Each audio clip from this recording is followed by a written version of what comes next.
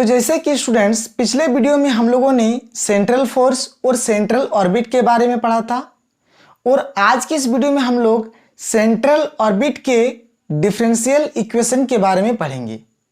Central orbit का differential equation क्या होता है इसको हम लोग देखेंगे और इसका हम लोग पूरी डेरिवेशन करेंगे।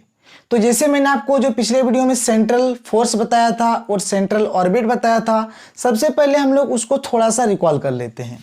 देखिए, मैंने आपको पिछले वीडियो में सेंट्रल फोर्स क्या बताया था, सेंट्रल फोर्स आखिर में क्या होते हैं। ठीक है, जैसे मान लीजिए आपके पास कोई एक पार्टिकल है, आपके पास कोई एक पार्टिकल है और वह किसी फोर्स से मूव कर रहा है। बात समझ रहे हैं? आपके पास कोई एक पार्टिकल है और वह किसी फोर्स से मूव कर रहा है और ये पार्टिकल का अगर डायरेक्शन किसी फिक्स्ड पॉइंट की ओर हो, इसका डायरेक्शन किधर हो, किसी फिक्स्ड पॉइंट की ओर हो, तो उसको हम लोग क्या बोलते हैं, सेंट्रल फोर्स बोलते हैं। यानी मान लीजिए ये आपका कोई एक पार्टिकल है, वह इस प्रकार से मूव कर रहा है, यानी यहाँ पर एक फोर्स वर्क कर रहा है और इस फोर्स से यह इस प्रकार से मूव कर रहा है। यानी एक बार यहाँ आया पार्टिकल, फिर यहाँ आया, फिर यहाँ आया, फिर यहाँ आया, यहाँ आया, इस प्रकार से मूव कर रहा है और ये हमारा क्या है, एक फिक्स्ड पॉइंट है। और मान के चलिए ये जो पार्टिकल है, यहाँ पे जो हमारा फोर्स वर्क कर रहा है, उसका अगर डायरेक्शन किधर हो, फिक्स्ड पॉइंट की ओर हो, तो इसको हम लोग क्या बोलते हैं, यहाँ पे जो फोर्स वर्क कर रहा है इस फोर्स को ही हम लोग बोलेंगे सेंट्रल फोर्स।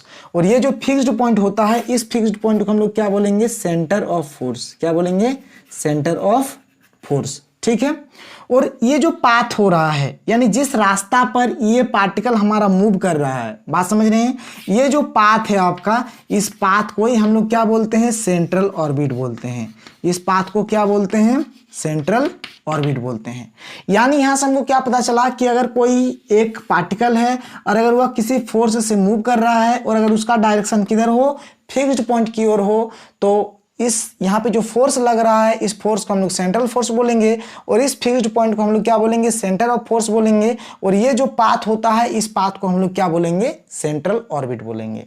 ठीक है, आज का जो हमारा टॉपिक है वह क्या है, सेंट्रल ऑर्बिट का डिफरेंशियल इक्वेशन। तो देखिए, हमको यहाँ पर क्वेश्चन क्या कह रहा है कि find differential equation of A central orbit. यानी हमको क्या करना है, डिफरेंशियल इक्वेशन निकालना है, किसका, सेंट्रल ऑर्बिट का। यानी सेंट्रल ऑर्बिट का डिफरेंशियल इक्वेशन यहाँ पर फाइंड करना है। ये क्वेश्चन आपको इस प्रकार से दिया जा सकता है या फिर ये क्वेश्चन आपको इस प्रकार से दिया जा सकता है कि a particle moves in a plane. ठीक है, कोई एक पार्टिकल है जो किसी प्लेन पर क्या कर रहा है, मूव कर रहा है विथ एन एक्सीलरेशन एफ। और यहाँ पर जो हमारा एक्सीलरेशन हो रहा है, क्या एक्सेलरेशन यहाँ पर मिल रहा है हमको, एफ। ठीक है, बहुत सारे बुक में यहाँ पर पी लिखा हुआ होता है, तो कोई बात नहीं, आपका जो लिखा रहे आप वही लिखिएगा। Towards a fixed point O, और जो ये एक्सेलरेशन है वह किधर वर्क कर रहा है, जो फिक्स्ड पॉइंट ओ है उधर हमारा वर्क कर रहा है। Lies in the plane, find the equation of the path. ठीक है, मतलब हमको क्या करना है, यह जो पाथ होगा इस पाथ का हमको इक्वेशन फाइंड करना है। तो देखिए, यहाँ पर कहने का मतलब आपको एक फिक्स्ड पॉइंट दे दिया है, ये आपका मान लीजिए फिक्स्ड पॉइंट है।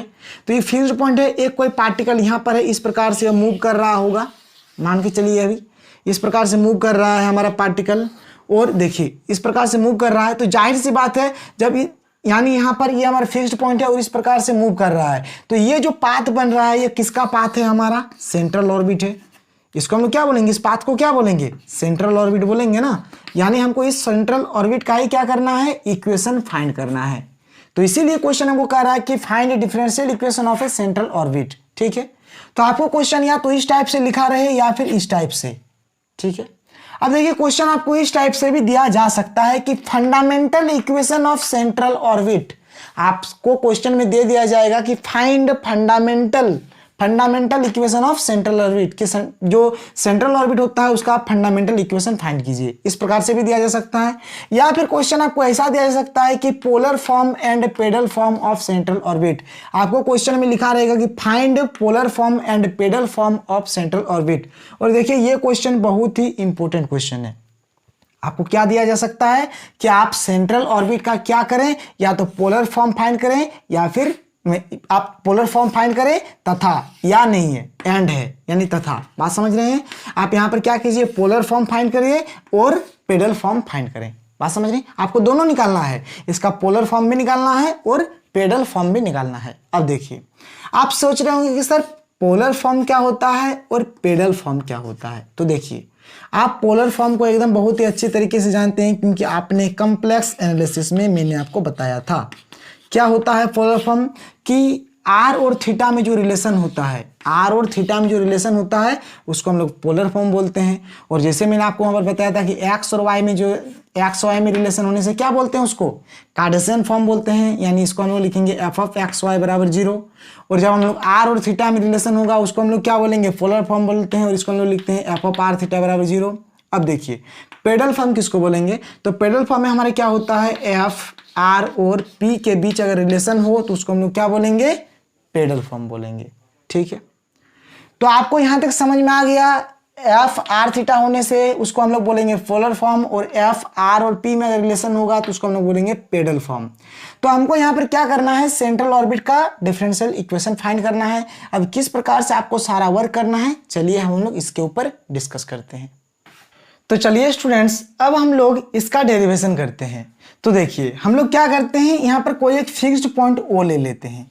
ये ओ क्या है, हमारा कोई एक फिक्स्ड पॉइंट है। और देखिए, अगर ये हमारा फिक्स्ड पॉइंट कहने का मतलब अगर ये ओरिजिन हो गया तो इधर हमारा वाई एक्सिस होता है और इधर हमारा क्या होता है, एक्स एक्सिस होता है। तो इसको हमने क्या ले लिया, एक्स ले लिया। बात समझ रहे हैं। अब हमको क्वेश्चन में क्या दिया गया है, कोई एक प्लेन है जिस पर एक पार्टिकल मूव कर रहा है। तो हम लोग यहाँ पर एक प्लेन ले लेते हैं। मान के चलिए कि ये ए नाम दे दिया इसका और ये नाम दे दिया बी।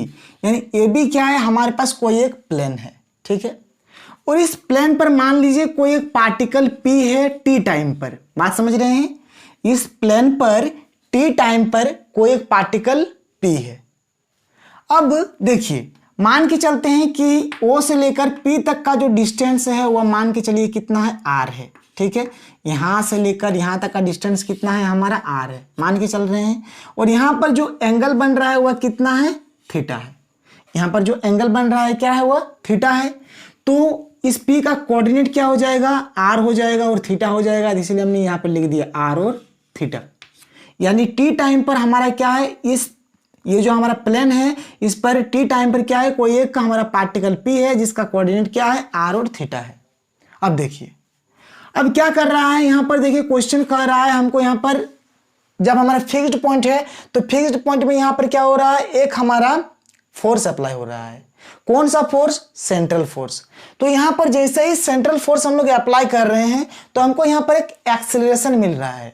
और एक्सेलरेशन हमारे क्या है, एफ है। और क्वेश्चन में दिया गया है कि जो एक्सेलरेशन है वह फिक्स्ड पॉइंट की ओर है। बात समझ रहे हैं, जो एक्सेलरेशन है वह किधर है, फिक्स्ड पॉइंट की ओर है। तो ये एक्सेलरेशन एफ जो होगा किधर होगा, इधर होगा। यानी इधर इधर वर्क कर रहा है। बात समझ रहे हैं, इसका डायरेक्शन देखिए किधर है, हमारा ओ की ओर। क्वेश्चन में हमको शुरू में ही दिया गया है कि जो हमारा एक्सेलरेशन एफ है वह ओ की ओर वर्क कर रहा है। ठीक है, आपको यहां तक समझ में आया। अब देखिए आपको क्या करना है। देखिए, मैंने आपको बताया था रेडियल एंड ट्रांसवर्स एक्सेलरेशन, ये चीज मैंने आपको पढ़ाया था। अब क्या होता है रेडियल एंड ट्रांसवर्स एक्सेलरेशन। अब देखिए, मैंने आपको प्लेन कर्व में ये सब चीज पढ़ाया था। क्या पढ़ाया था, देखिए कि मान लीजिए ये आपका ओरिजिन हो गया, ये आपका एक्स एक्सिस हो गया, ये आपका वाई एक्सिस हो गया। मान के चलिए यहाँ पर क्या है, आपका कोई एक प्लेन है। यहाँ पर हमने कोई एक पार्टिकल ले लिया पी, इसका कोऑर्डिनेट है आर थीटा। यहाँ से लेकर यहाँ तक का डिस्टेंस आपका आर होता था, ये थीटा होता था। तो इस डायरेक्शन में जो हम लोग लेते थे, इसको हम लोग क्या बोलते थे, रेडियल बोलते थे। यानी कि इसको रेडियल एक्सेलरेशन बोलते थे। बात आप याद कीजिए, आपको मैंने बताया था कि इस डायरेक्शन में जो हम लोग लेते थे इसको हम लोग क्या बोलते थे, रेडियल, या फिर रेडियल वेलोसिटी बोले या फिर रेडियल एक्सेलरेशन। यानी रेडियल वेलोसिटी लेते हैं तब पर भी यही डायरेक्शन में, और रेडियल एक्सेलरेशन लेंगे तब पर भी यही डायरेक्शन में। और जो ट्रांसवर्स एक्सेलरेशन या फिर जो ट्रांसवर्स वेलोसिटी हम लोग लेते थे उसको हम लोग किस डायरेक्शन में लेते थे, इस डायरेक्शन में। यानी इसके परपेंडिकुलर डायरेक्शन में लेते थे। बात समझ रहे हैं, इस डायरेक्शन में जो हम लोग लेते थे यही हमारा क्या होता था, ट्रांसवर्स। जो परपेंडिकुलर डायरेक्शन में हम लोग लेते थे उसको हम लोग क्या बोलते थे, जो परपेंडिकुलर डायरेक्शन में लेते थे उसको हम लोग क्या बोलते थे, ट्रांसवर्स। ठीक है, ये चीज आपको समझ में आया। अगर इस डायरेक्शन में लेंगे तो हमारा रेडियल का वर्क करेगा, और इस डायरेक्शन में लेंगे तो हमारा किसका वर्क करेगा, ट्रांसवर्स का। आपको ये फिगर भी समझ में आ गया।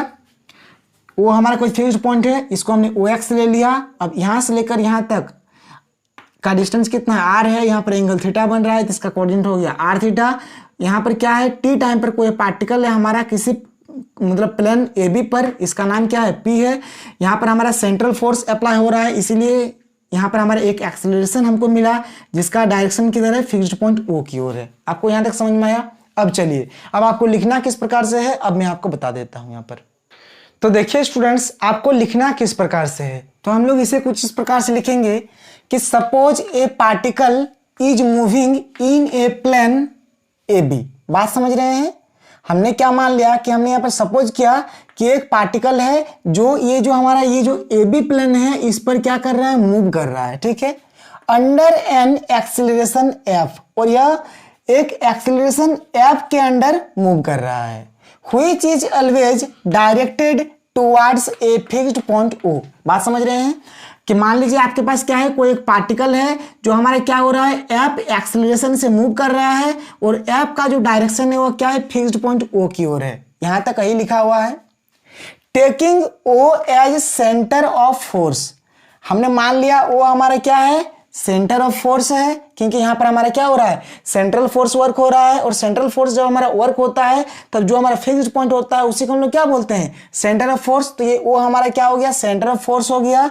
And fixed line O X, और ये जो हमारा फिक्स्ड लाइन ओ एक्स है इसको हम लोग क्या बोलेंगे, O X in the plane of the orbit as initial line. बात समझ रहे हैं?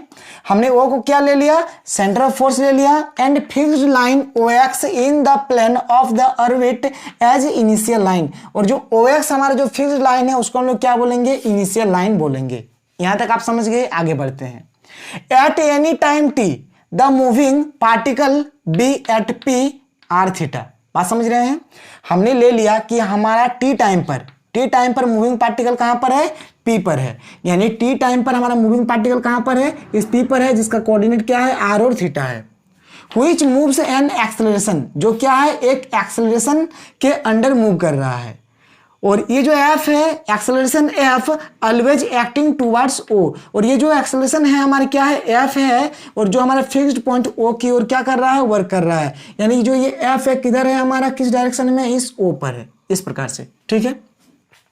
We know that, हम लोग जानते हैं, क्या जानते हैं कि if a particle moves on a plane curve, अगर कोई पार्टिकल किसी प्लेन कर्व पर मूव करता है, देन इट्स, अगर कोई पार्टिकल क्या हो, किसी प्लेन कर्व पर मूव करता है, ये दिखाई दे रहा है, अगर कोई पार्टिकल किसी प्लेन कर्व पर मूव करता है तो इधर का जो हमारा होता है, इधर हम लोग इस डायरेक्शन में जो लेते हैं वो हमारे क्या होता है, रेडियल एक्सेलरेशन होता है, और जो परपेंडिकुलर डायरेक्शन में लेते हैं उसको हम लोग क्या बोलते हैं, ट्रांसवर्स एक्सेलरेशन बोलते हैं। तो इस प्लेन के लिए ये जो प्लेन ए बी है, अगर यहाँ पर देखा जाए तो इधर हमारा एक फोर्स वर्क कर रहा है, यानी इधर जो वर्क करेगा, इधर क्या होगा, इधर को वाले को हम लोग लेंगे रेडियल, और इधर जो परपेंडिकुलर डायरेक्शन में होगा उसको हम लोग क्या लेंगे, ट्रांसवर्स, ठीक है। तो हमने यहाँ पर लिखा कि रेडियल एक्सेलरेशन, देखिए रेडियल एक्सेलरेशन ये होता है, इसका मैंने आपको प्रूफ भी बताया है। रेडियल एक्सेलरेशन क्या होता है, D two R upon D T square minus R D theta upon D T का होल स्क्वायर, और इसको हमने क्या कर लिया, इक्वेशन नंबर 1 मान लिया। बात समझ रहे हैं? ये जो D two R upon D T square minus R D theta upon D T का जो होल स्क्वायर है, यानी जो ये रेडियल एक्सेलरेशन है, इसको हमने क्या किया, इक्वेशन नंबर 1 मान लिया, ठीक है। आगे बढ़ते हैं। एंड ट्रांसवर्स एक्सेलरेशन, और जो ट्रांसवर्स एक्सेलरेशन है उसको हमने, यानी जो परपेंडिकुलर डायरेक्शन में जो एक्सेलरेशन वर्क करता है वो हमारे क्या होता है, 1 upon R D upon D T into R square D theta upon D T, और इसको हमने क्या मान लिया, इक्वेशन नंबर 2 मान लिया, ठीक है। यानी जो प्लेन कर्व पर, किसी प्लेन कर्व पर जो हमारे रेडियल एक्सेलरेशन होता है और जो ट्रांसवर्स एक्सेलरेशन होता है उस चीज को हमने यहाँ पर लिख दिया, ठीक है। अब हम लोग सेंट्रल ऑर्बिट पर बात करते हैं, इसलिए हमने लिखा कि इन सेंट्रल ऑर्बिट, ठीक है। अगर हम लोग सेंट्रल ऑर्बिट पर देखें तो यहाँ पर हमको क्या मिलेगा, जो रेडियल एक्सेलरेशन है, रेडियल एक्सेलरेशन क्या होता है, जो इस डायरेक्शन पर वर्क करता है, यानी इस डायरेक्शन पर, इसी को तो हम लोग रेडियल बोलते हैं ना। देखिए जो इस डायरेक्शन पर वर्क करता है, तो इस डायरेक्शन पर वर्क हमारा क्या कर रहा है, यहाँ पर एफ, यहाँ पर क्या वर्क हो रहा है, एफ, और देखिए इधर हमारा फोर्स लग रहा है, इधर हमारा फोर्स लग रहा है, और इधर हमारा क्या लग रहा है, एक्सीलरेशन लग रहा है। बात समझ रहे हैं? इधर हमारे क्या लग रहा है, फोर्स लग रहा है, और इधर हमारा एक्सेलरेशन लग रहा है, यानी दोनों का जो डायरेक्शन है क्या है, एक दूसरे के अपोजिट है, इसलिए हमने यहाँ पर किसका यूज किया है, माइनस का, यानी रेडियल एक्सेलरेशन क्या हो गया, माइनस एफ हो गया।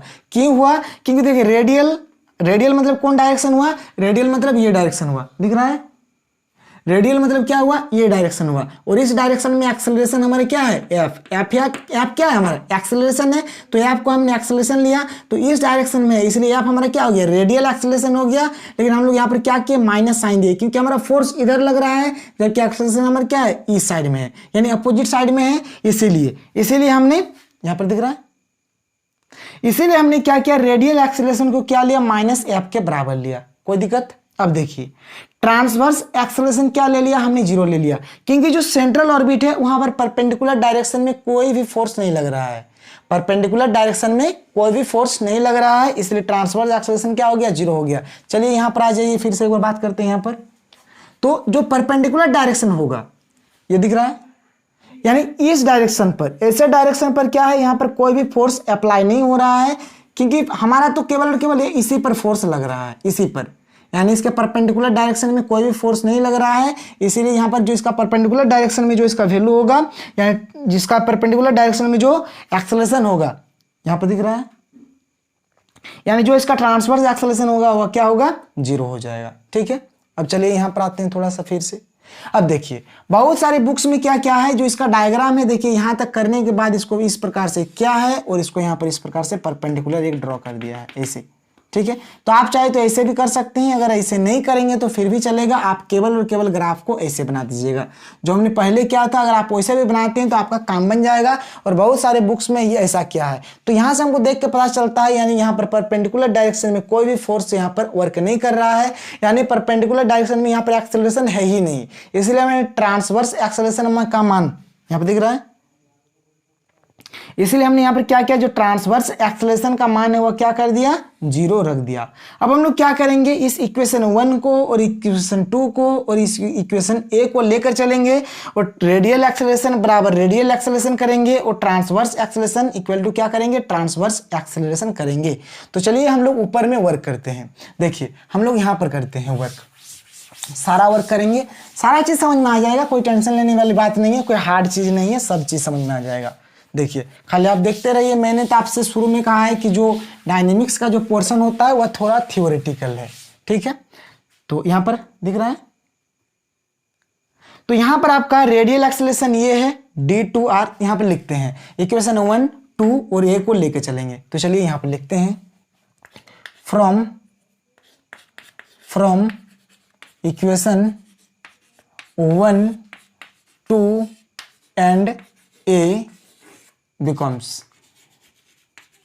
तो क्या मिलेगा, देखिए हमारा जो रेडियल एक्सेलरेशन है क्या है, d2r upon dt square minus r d theta upon dt का होल स्क्वायर बराबर। तो यहां पर ये हमारा रेडियल एक्सेलरेशन है, दिख रहा है, रेडियल एक्सेलरेशन ये रहा, और यहां पर रेडियल एक्सेलरेशन क्या है, दिख रहा है, यहाँ पर रेडियल एक्सेलरेशन क्या है, माइनस एफ है, यानी इन दोनों को हम लोग इक्वल करेंगे। तो इस चीज को हमने लिख दिया, यह किसके इक्वल होगा, माइनस एफ के। अब यहाँ पर आ जाइए, यहाँ पर हमारा किसके इक्वल हो गया, माइनस एफ के, इसलिए हमने यहाँ पर क्या लिख दिया, माइनस एफ लिख दिया। ठीक है, अब इसका हम लोग इक्वेशन नंबर मान लेते हैं, इसको हमने नाम दे दिया 3, इसका हमने क्या नाम दे दिया, इक्वेशन नंबर 3। अब देखिए हमारा जो ट्रांसवर्स एक्सेलरेशन है क्या है, 1/r d अपॉन dt क्या है, r square d theta upon dt, ये था हमारा इक्वेशन नंबर 2। यहां पर आ जाइए, दिख रहा है नीचे, तो ये रहा हमारा, ये क्या है, ट्रांसवर्स एक्सेलरेशन है, और यहाँ पर ट्रांसवर्स एक्सेलरेशन क्या है, 0 है, तो ये दोनों को हम लोग क्या करेंगे, आपस में इक्वल करेंगे। तो इसको और इसको हमने क्या कर दिया, इक्वल कर दिया। तो चलिए हम लोग इसको यहाँ पर इक्वल कर देते हैं। तो अगर यहाँ पर अगर इसको इक्वल कर दिया जाए तो यह किसके बराबर हो जाएगा, 0 के बराबर, और इसका हमने नाम क्या दे दिया, इक्वेशन नंबर 4।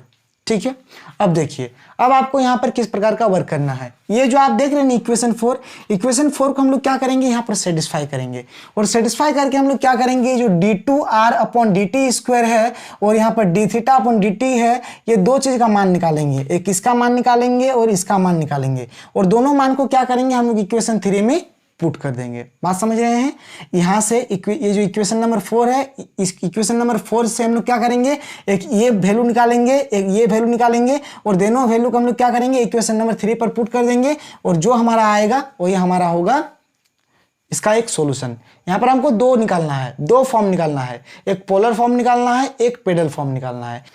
तो पहले हम लोग क्या करेंगे, पहले इसके पोलर फॉर्म को देखेंगे, फिर हम लोग क्या करेंगे इसके पेडल फॉर्म को देखेंगे। ठीक है, तो देखिए हम लोग इक्वेशन जो 4 है हमारा, इसको हम लोग क्या करते हैं टी के रिस्पेक्ट में इंटीग्रेशन कर देते हैं। ठीक है, तो यहां पर क्या करेंगे हम लोग integrating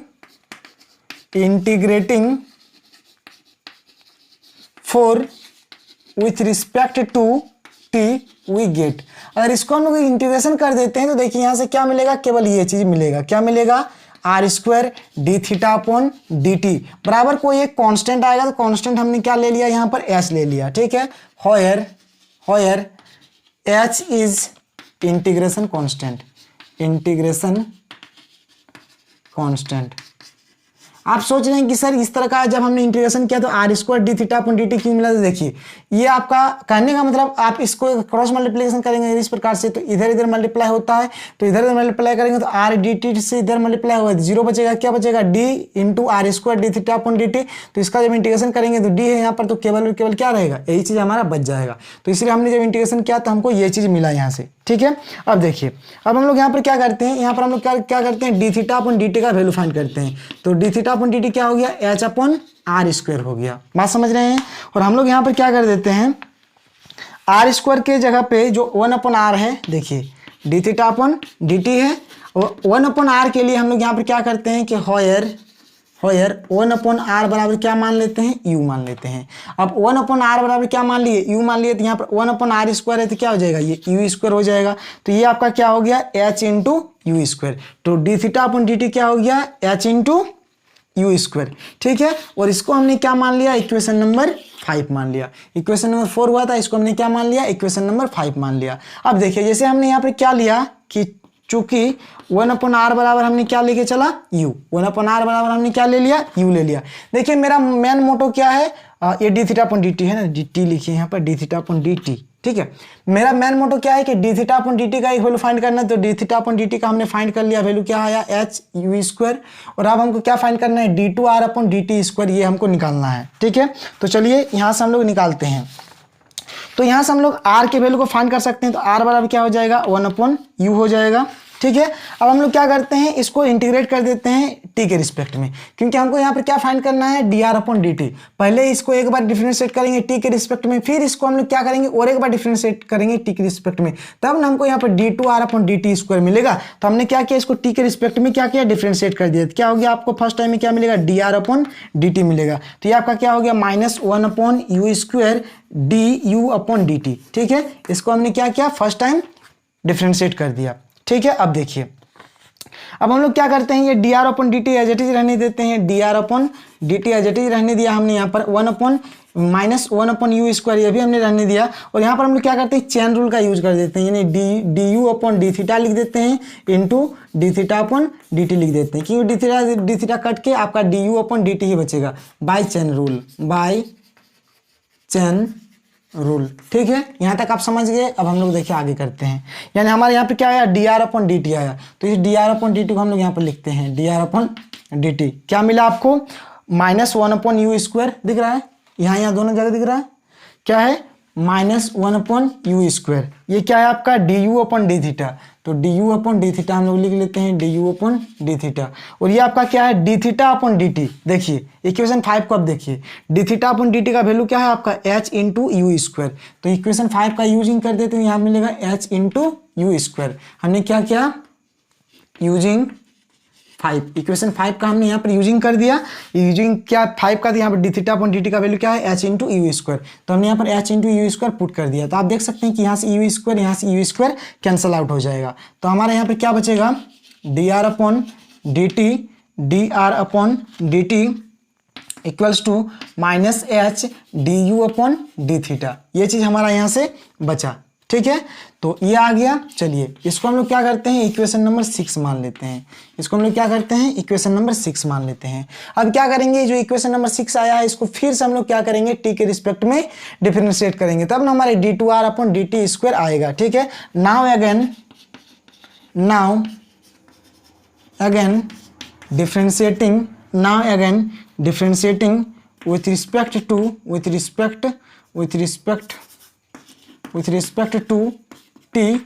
respect to t 6 we get क्या करेंगे, जो इक्वेशन नंबर 6 है उसको टी के रिस्पेक्ट में हम लोग फिर से डिफ्रेंशिएट कर देंगे। तो यहाँ से हमको क्या मिलेगा, ये मिलेगा आपका d2r upon D T square. इसको हम लोग लिख सकते हैं d अपॉन डी टी, ये क्या हो गया minus H D U upon D theta. इस प्रकार से हमने क्या किया, इसको लिख दिया। अब हम लोग क्या करेंगे, इसको चेन रूल से हम लोग इसको करते हैं। तो ये आपका क्या होगा, माइनस एच हो गया, ये तो कांस्टेंट है, माइनस एच क्या है कांस्टेंट, ये बाहर आ गया। तो यहाँ से हमारा क्या हो गया, एक D two U upon D theta का square into D theta upon D T. ये आपका यहाँ पे डिफ्रेंसिएशन हो गया। ये कहाँ से, क्या, बाई चेन रूल से, बाई चेन रूल। ठीक है, यहाँ पर चेन रूल लगाकर हमने क्या किया, इसको डिफ्रेंशिएट कर दिया। तो हमको यहाँ पर देखिए क्या क्या मिला, D two R upon D T square equals to, ये आपका आया। ठीक है, अब देखिए माइनस एच है, रहने दिया, D two U upon D theta का स्क्वायर। अब D theta upon D T, और D theta upon D T आप आ जाइए यहाँ पर, इक्वेशन नंबर 5 दिख रहा है। तो D theta upon D T का वैल्यू क्या है, एच इंटू यू स्क्वायर। तो इसका वैल्यू हम लोग पुट कर देते हैं, क्या है, एच इंटू यू स्क्वायर। तो हमने पुट कर दिया एच इंटू यू स्क्वायर, किसका वैल्यू है, D theta upon D T का। यहाँ पर लिख देते हैं कि यूजिंग 5, हमने यहाँ पर क्या किया, 5 का यूज किया। तो D two R upon D T square equal to क्या मिला, आप देख सकते हैं कि माइनस का माइनस एच इंटू एच, तो एच स्क्वायर यू स्क्वायर, ये आपका क्या हो गया यहाँ पर, D two U upon D theta का स्क्वायर। ठीक है, यहाँ तक आ गया। और इसको हम लोग मान लेते हैं, जैसे यहाँ पर 6 माना है तो इसको हम लोग मान लेते हैं इक्वेशन नंबर 7।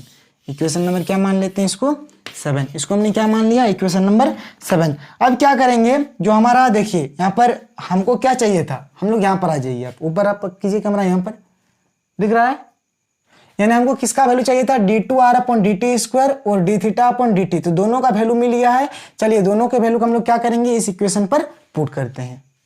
तो यहां पर हमको इक्वेशन नंबर 5 में क्या मिला, D theta upon D T equal to H into U square, और इक्वेशन 7 में हमको क्या मिला, D two R upon D T square equal to minus H square into U square into D two U upon D theta square. और देखिए यहाँ पर हमारे क्या है, इसका जो वैल्यू है इसको हम लोग यहाँ पर पुट कर देंगे, और ये जो वैल्यू है इसको हम लोग यहाँ पर पुट कर देंगे। ठीक है, और हम लोग यही हमने लिखा कि now from equation 3, 5 and 7 we get.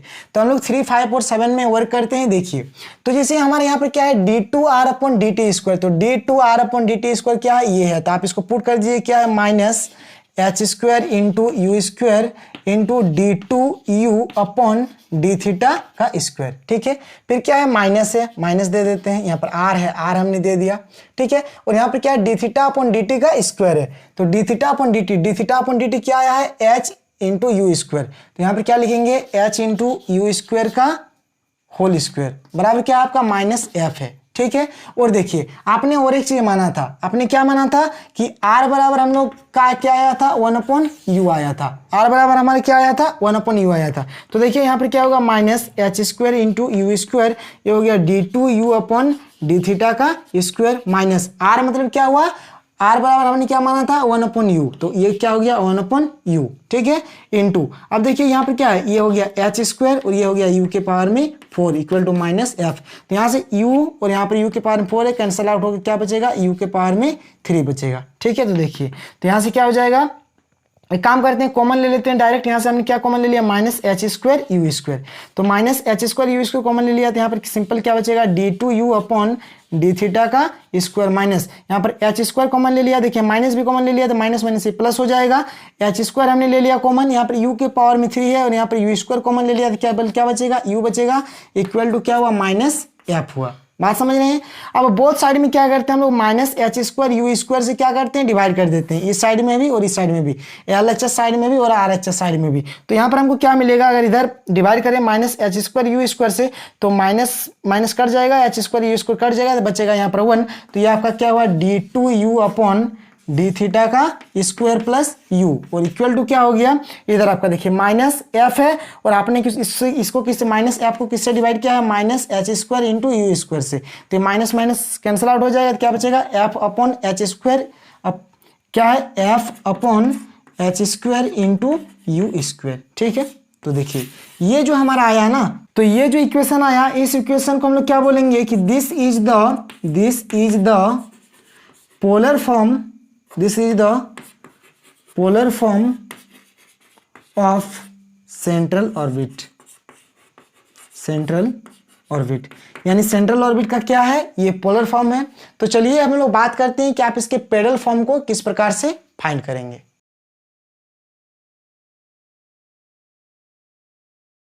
तो चलिए स्टूडेंट्स, अब हम लोग सेंट्रल ऑर्बिट के पेडल फॉर्म को देख लेते हैं कि आप इसके पेडल फॉर्म को किस प्रकार से फाइंड करेंगे। तो देखिए हमारा हेडिंग क्या है कि pedal form of central orbit.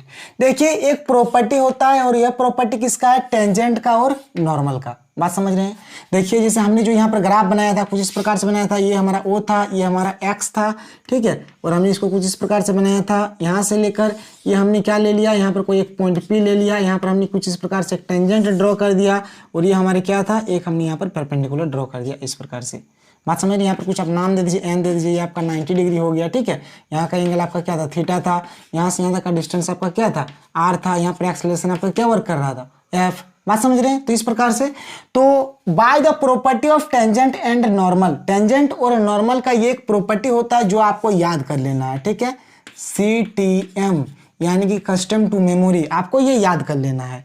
तब जब तक आप इसको नहीं याद करेंगे तब तक आप इस थ्योरम को नहीं सॉल्व कर पाएंगे। तो आपको इतना तो काम करना होगा, आपको तो इसको तो थोड़ा सा याद कर लेना होगा। तो क्या होगा, 1/p² equal to 1/r² plus 1/r के पावर में 4 इंटू dr/d थीटा का होल स्क्वायर। ये आपको याद कर लेना है। जो आपका सुंदर सा माइंड है उस माइंड में इसको आपको डाल लेना है, ठीक है। चलिए यहाँ पर आपको क्या करना है, अब देखिए यहाँ पर हम लोग क्या करेंगे, पुट कर देंगे, पुट u बराबर 1/r। हमने यहाँ पर क्या किया, u बराबर 1/r पुट कर दिया। तो जैसे ही हमने यहाँ पर u बराबर क्या पुट किया, 1/r, तो ये आपका क्या हो जाएगा, ये 1/p² ही रहेगा।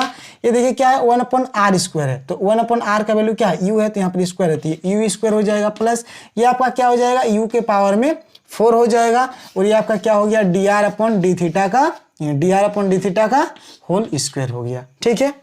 तो यहां पर हमको क्या मिल गया, यहां पर हमको मिला 1/p² equal to u² plus u के पावर में 4 इंटू dr/d थीटा। आपका यहां पर क्या है, dr/d थीटा है। और देखिए आप इसका यूज करके क्या कीजिए, dr/d थीटा का वैल्यू फाइंड करें और यहां पर पुट कर दें। तो यहां पर जैसे हमको यहां पर क्या हम मान के चल रहे हैं कि u बराबर 1/r। तो अगर हम लोग यहाँ से r का वैल्यू फाइंड करें तो क्या होगा, 1/u। और 1/u मतलब क्या हो गया, u के पावर में -1, ठीक है।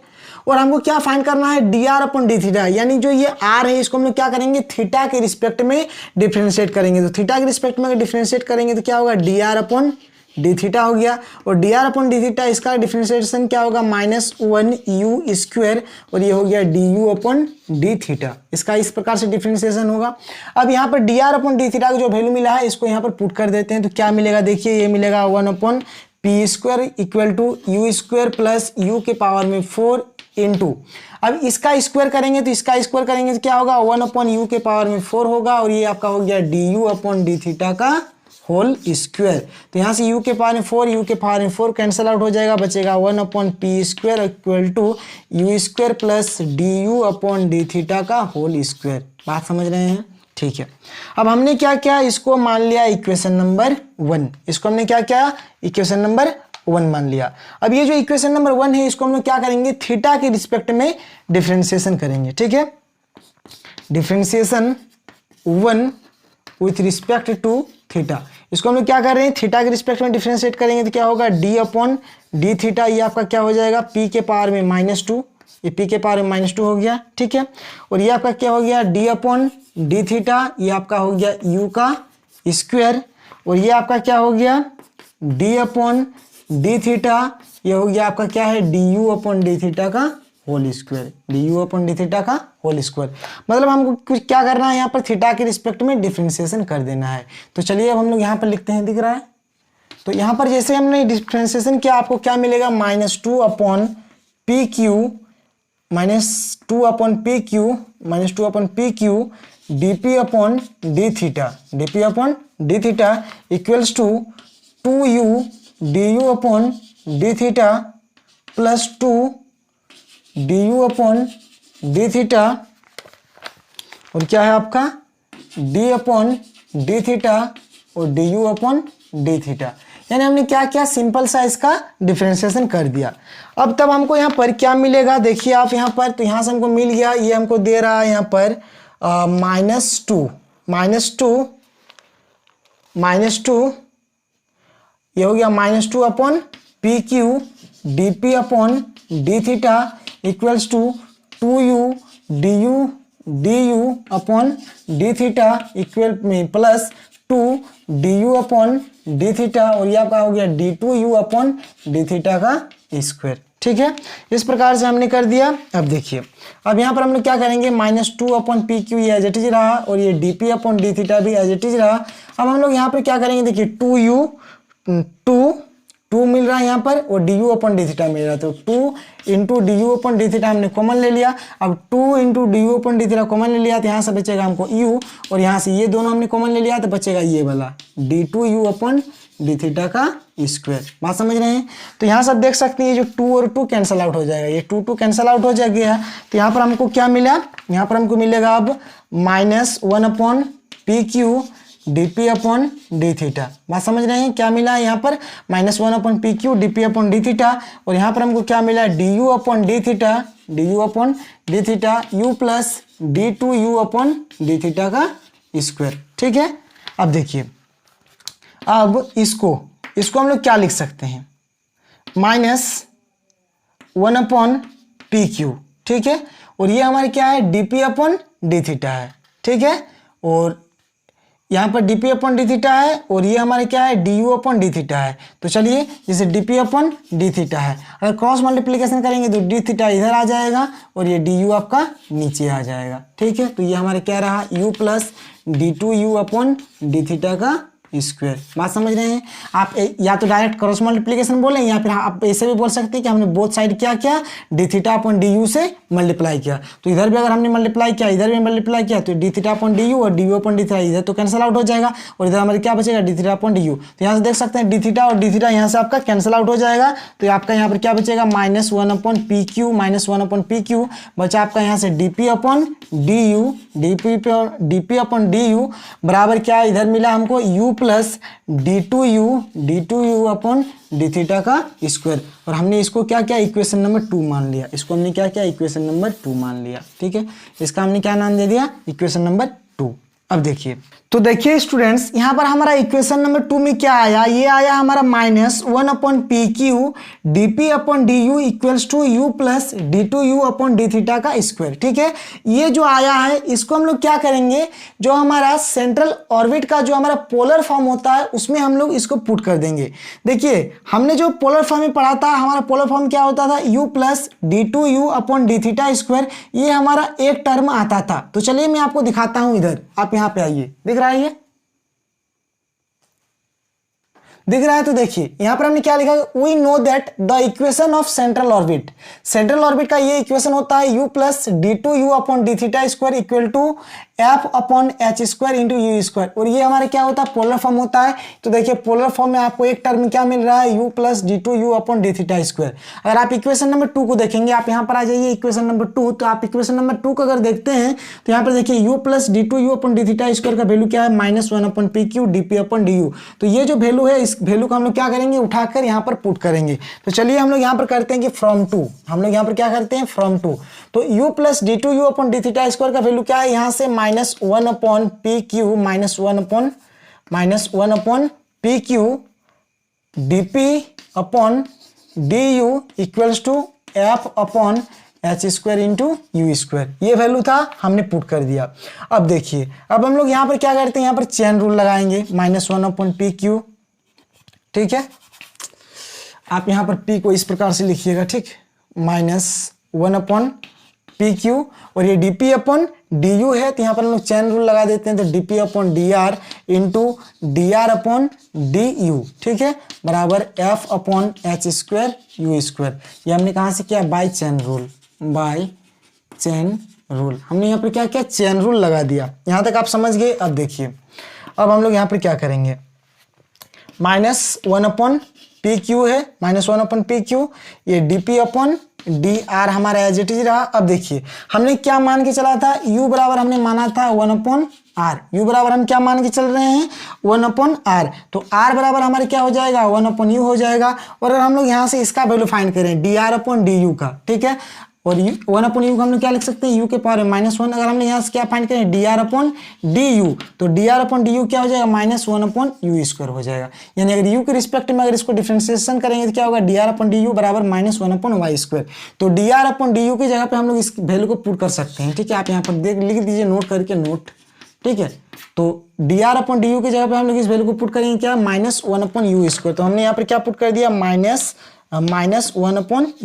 ये हमने पुट कर दिया equal to f/h² into u², ठीक है। अब देखिए यहाँ से माइनस माइनस प्लस हो जाएगा तो 1 इंटू 1 तो 1 हो गया। अब ये PQ और u² हो जाएगा PQ u²। यहाँ पर dp/dr equals to f/h² into u²। तो u² यहाँ से कैंसिल आउट हो जाएगा।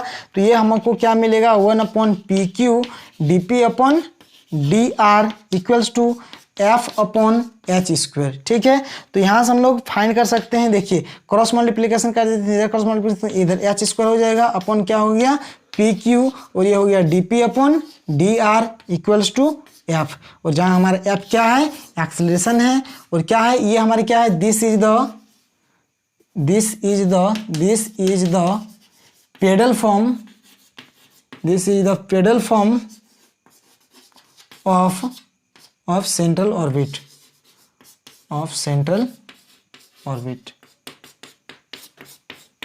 तो चलिए ठीक है, आज के लिए इतना ही, फिर मिलते हैं अगले वीडियो में। Thank you.